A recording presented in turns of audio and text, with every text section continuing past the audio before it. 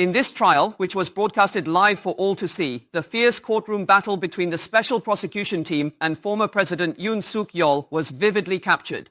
When former President Yoon's legal team claimed this was a political prosecution, the special prosecutor's team pushed back, saying to look at it from the public's perspective. Reporter Lee Se-yeol has the story.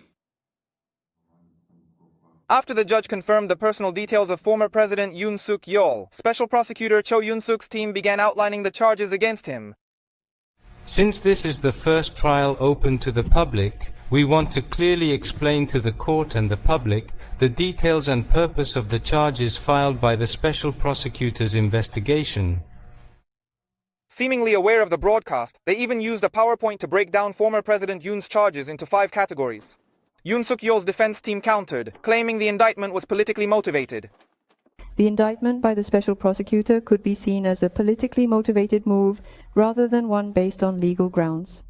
The defense team also reiterated, as in the impeachment trial and the rebellion case, that the declaration of martial law itself was not illegal. The declaration of martial law was solely the prerogative of the then president, the defendant, and not something for the special prosecutor to decide, nor was it a rebellion, nor subject to judicial review. The debate continued over the charges of obstructing the arrest. When the special prosecution team emphasized the public's perspective, former President Yoon's side countered by calling it a legitimate defense.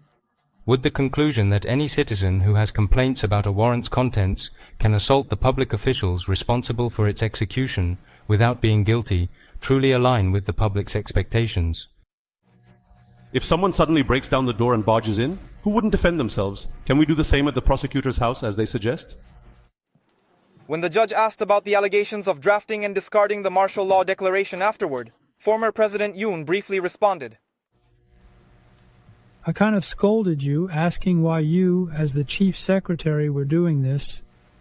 Since he said he'd just hold on to it, I figured if Prime Minister Han Duck-soo said something like that, it would obviously be to help me, even if he didn't ask. After 2 hours, the court concluded the session and announced that the trial would proceed swiftly, with at least 1 session per week.